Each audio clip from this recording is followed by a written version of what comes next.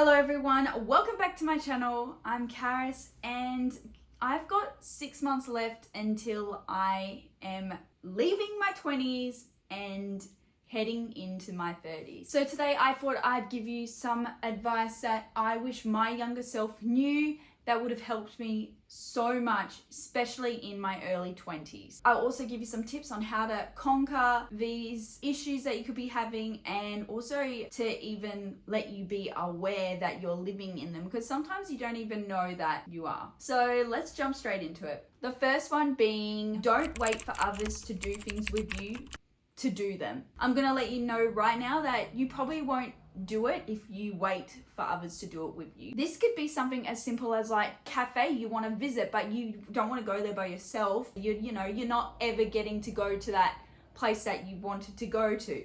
But this can also be bigger dreams, like I don't want to travel by myself. Sometimes it's not the other person's fault. Things happen. But there's also other things like, they're just not as committed as you. They don't have the passion like you have.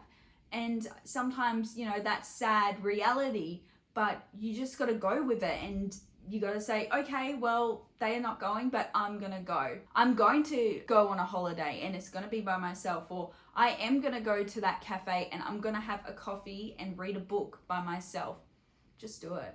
My advice for this, firstly, is to make a plan and stick to your plan. Yep, on the 27th of November, I'm going to go to Japan to go skiing, and I'm going to book my ticket by this date, and I have friends that are going, but if they cancel, well, I'm always going to go. Like, have it pre-planned in your brain. No matter what happens, you're going. And you don't have to be as savage as me, but yeah, I would just say first things first is book it in.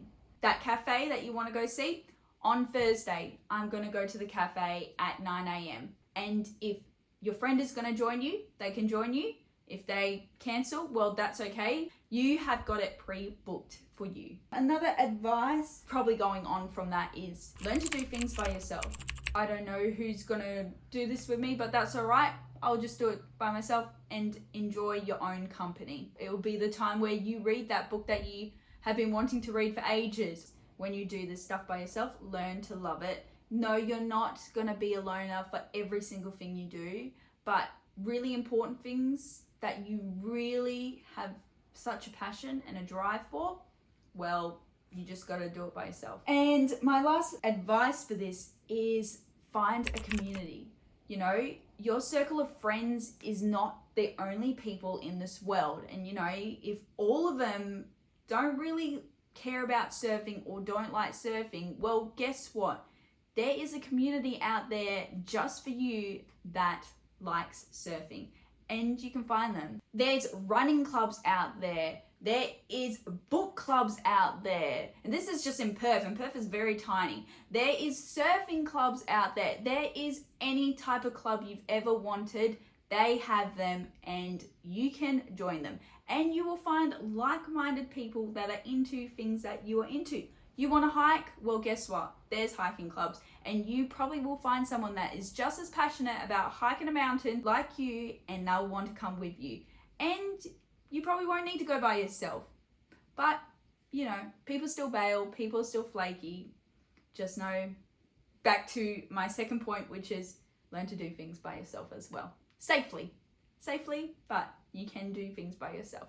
How would you know if you are experiencing this? Is that right now, as I'm talking about all these different things, you're like, oh yeah, I still haven't done that thing.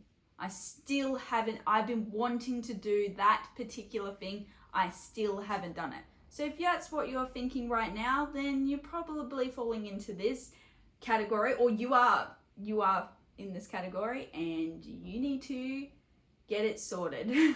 My second advice I would give to you, which I wish I knew earlier, the friends you are partying with right now are not your friends. I just want to clarify that this advice is not for everyone, and this is just what happened in my experience.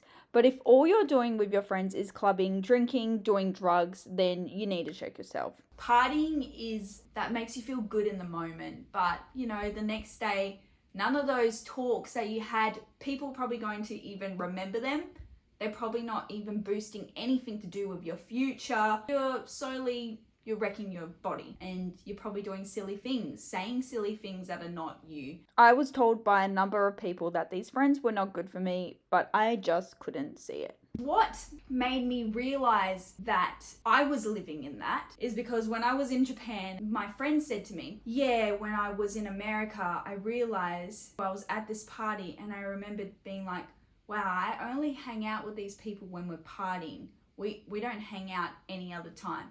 And when he said that to me, I was like, oh, wow, that's all my friends from back home. I literally only hang out with them when we're getting drunk. That's the only time we ever see each other. And that's the only time I want to see them. Like, there was nothing else. And so that brings me to, how can you tell that you are living in that? Is that you are hanging out with those friends only to be drunk, only to party. You're not going to a cafe to hang out and like just talk or anything like that. It is literally just partying and drinking. And that's all the substance of your relationship. The people that I was hanging out with, I love them dearly, but I could never go back. When I was living in it, I did not realize. It was only when I was taken completely out of the situation, I was like, oh, these guys are not good for me. Sometimes it's so hard to know you're living in it until you're completely out of it, or someone says something to you, your eyes just opened, okay? It's crazy. A quote that stood out to me for my whole life, obviously didn't listen to it, but it's very, very good and so true. But it's, show me your friends today and I will show you your future tomorrow. And so true. My last advice for someone in the early 20s would be never stop being active. Staying active is so good for you, and not just physically but mentally. When I say never stop being active, you know, I was so blessed, and I didn't realize at the time, but all my work I've ever done has been on my feet, because I work in hospitality and you are running from customers, you are serving food. I was working at like a play center and I was climbing up the play center, which was like so tall, about 3 or 4 stories high, and it had like different like 7 sections in it. And I was climbing up there to save a kid that was on the black slide that didn't want to go down it. Like, it was too scary because it was completely pitch black. Things like that kept me active, whether I wanted to or not. And I used to hate that and like, oh, I don't want to move around. I hate exercise and stuff. But having those jobs throughout my life have kept me being active. And now I've come to a point where I'm like, I want to be active. Now, yes, it's great to be active, but I'm watching people like that are my mum's age who they're struggling to get off the couch, and they're younger than my mum. You know, she's running sometimes and she's walking nearly every day, and she's like, you know, trying to get her 10K steps. She cares about what she eats. I aspire to be like her. I think it's just so important for you keeping active. Just is going to help you so much later on in life and not just now. My advice for this is take up a sport, even if it's like something super unusual. I love silks. I don't know if you guys have seen people on silks. I will hopefully have a video somewhere on the screen of me doing silks. But that was my activity that I did for a year and a half or maybe a year, and I loved it. And it got me so active. And also during that time, I was doing bouldering because I love bouldering as well. And so, you know, that was just something that we would do like once a week, and we would hang out with friends and loved it. It was so much fun. And so like, you don't need to just go and play soccer, like netball or tennis or something. Like, you can do something that's just different. You know, just keeping active, keeping your body moving. That's what you want to be able to do.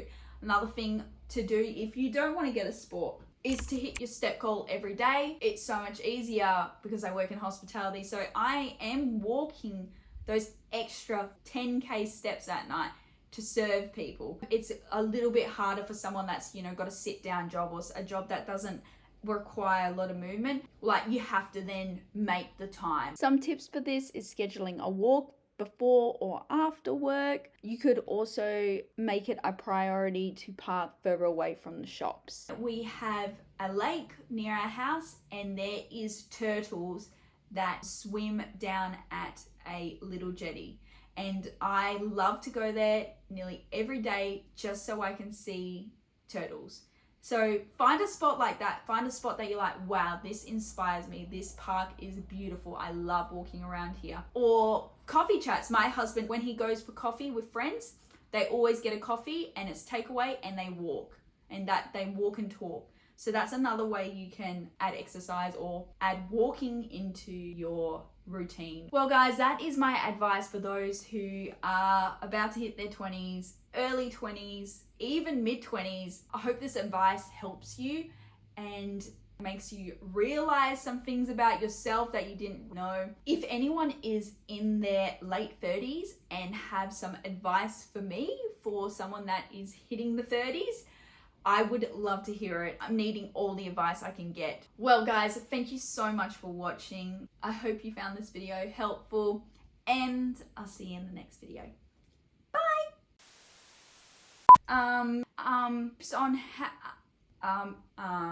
And like, pre-book, you know, I hope they help, blah, blah, blah. It's like, no, I can't say that's rude.